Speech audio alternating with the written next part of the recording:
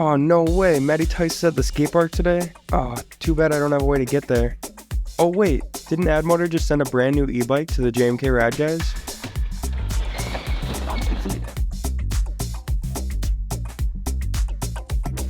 Today we'll be reviewing the AddMotor M-66X E-Bike. Looks like we got around about a 20-minute bike ride to OV skate park.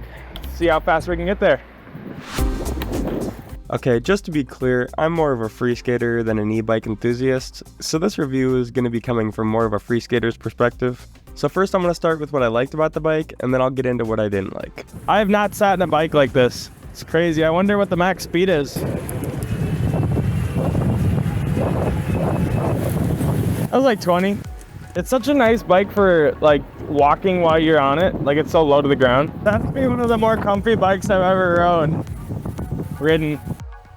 So the bike itself came mostly assembled. All we had to do was attach the handlebar, attach the front wheel, connect the power, and attach the headlight and the horn.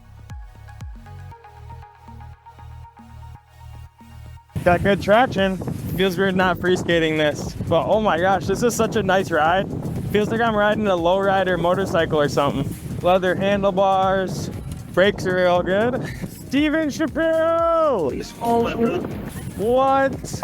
That's Steven Shapiro, that's crazy. He's funny, I like him, for the most part. I like how you can see the wattage reading on it. Shows you how much wattage you're using. We're in the sea of bikers. On your left, that is one of the benefits of riding an electric bike, is you just kind of pass by the bikers like they're nothing. So this bike is actually pretty crazy. From the big seat to the leather handlebars, the fat tires, the front suspension and rear shocks. The battery on this thing has 105 miles range per charge, which is just crazy compared to the e-bikes I've ridden in the past. This bike rides super smooth, and it's really cool to be able to have a passenger and have pegs on the back. One cool thing about this bike that I've never seen is it has a wooden plate for you to rest your feet right in the middle of the bike. As for the design, I think it has a really sleek, lowrider profile. I thought it was cool how the bike had two separate horns, one for the car and one for civilians. It's got blinkers, it's got a horn. That's a loud horn. This is like civilian bell. Civilian. And then if there's like a car, like that's like a car will hear you. So the bike has a pretty nice display. You can track your speed, wattage, and battery life.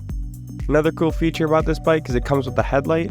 I didn't get to use it on this ride because we're riding in the day, but this bike has a total of 7 gears, which is kind of crazy. I've only seen 5 in the bikes that I've ridden in the past. It's so smooth over bumps and stuff. The brake lights and blinkers on this bike are a nice level of added safety that you don't see on a lot of e-bikes nowadays.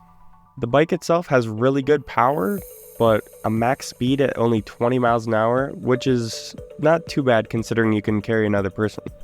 Other than the 20 mile an hour speed limit, the only thing I didn't really like about the bike is its turn radius being more of a lowrider bike. I'm not super familiar turning that size of a bike. Now let's talk about the price. At $2,400, that's kind of expensive, but with the 105 mile range, the ability to carry a passenger, and all the other features considered, you're definitely getting a good bang for your buck here. That was fast. This thing is nice. I mean, it zips around. 20 isn't like super fast, but like with the size of the bike, being able to load 2 people, 20 miles an hour is pretty fast. What's up, Matty Tice? Look at this bike we got. Dang. You got shocks with bags. Lucky. You ever take it off any sweet jumps?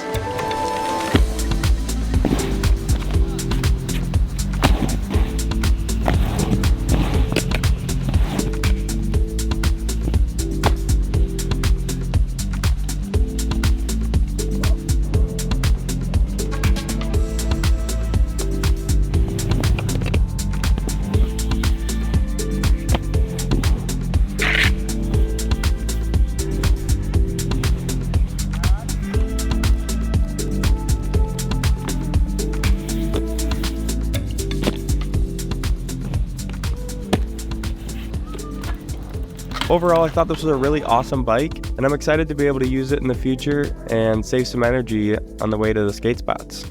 Thanks again to AddMotor for sending us this awesome e-bike. Thanks for watching, and roll with us.